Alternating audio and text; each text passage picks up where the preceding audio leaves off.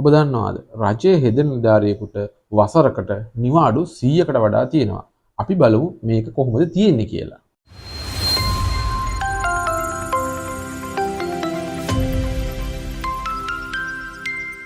සාමාන්‍යයෙන් රාජ්‍ය සේවකයෙකුට සති විවේක සෙනසුරාදා සහ ඉරිදා දෙකක් හම්බ වෙනවා. නමුත් හෙද සේවයට සහ තවත් වෘත්තීන් කීපයකට පමණක් මේක එක සතියකට එක දවසයි හම්බෙන්නේ. ඒ ඉරිදා. මේක අපි සාමාන්‍යයෙන් කියනවා ඩේ ඔෆ් දවස කියලා.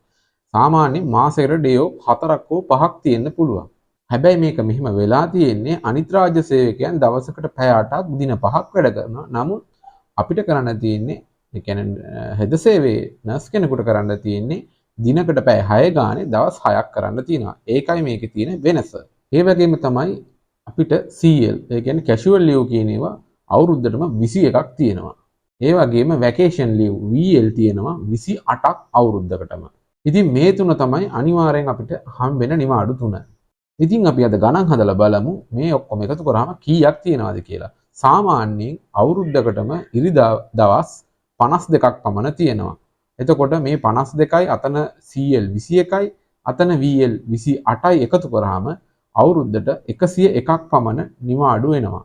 සාමාන්‍යයෙන් CL 21 ඉවර වීගෙන වුණාට පස්සේ තමයි VL ගන්නෙ.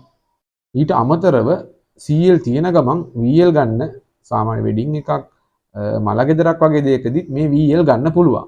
මේ සියලු නිවාඩු වලට අමතරව ඔබ හෙද උපාධිය හෝ යම්කිසි හෙද සේවයට අදාළ උපාධියක් ඩිප්ලෝමාවක් හදාරනවා නම් ඔයාට ඩියුටි ලිව් කියලා DL උත් හම්බ වෙනවා. මේක සාමාන්‍යයෙන් වර්තමානයේදී නම් උපාධියක හදාරනවා නම් අවුරුද්දටම DL 30ක් හම්බ වෙනවා. මේකට මාසයකට 2 ගානේ ගන්න පුළුවන්. ඊට අමතරව විභාගයක් හෝ තියෙනවා නම් ඊට අමතරව ගන්නත් පුළුවන්. කොහොම හරි උපරිම සීමාව DL 30යි. මීට අමතරව අපි කියමු ඔයා මොන හරි රාජකාරිය සඳහා කියන ට්‍රේනින් ප්‍රෝග්‍රෑම් එකක් EB එක්සෑම් එකකට යනවා නම් ඔයාට ඒ ඩියුටි ලිව් හම්බ වෙනවා.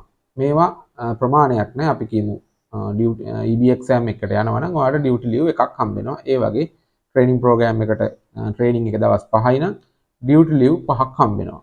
මේ නිවාඩු ගැන අපි සම්පූර්ණ වීඩියෝ එකක් මීට කලින් අපි කරලා තිනවා. ඒකේ ලින්ක් එක අපි පහළ ඩිස්ක්‍රිප්ෂන් එකේ දාන්නම්. ඒ වගේම තමයි මේ නිවාඩු ගැන සහ හෙද සේවයට ආවට පස්සේ ඔයාලට තියෙන නිවාඩු රාජකාරී මොනවද? කියන්නේ රාජ්‍ය සේවකයෙක් වශයෙන් හෙද වෘත්තීය නියැලෙන කෙනෙක් වශයෙන් ඔබ දැනගත යුතු සියලු දේවල් අපේ ආයතන සංග්‍රහයේ තියෙනවා. ඉතින් මේ ආයතන සංග්‍රහය සහිත EB exam කියන්නේ grade 3 පොත ඔයාලට අපෙන් මිලදී ගන්න පුළුවන්.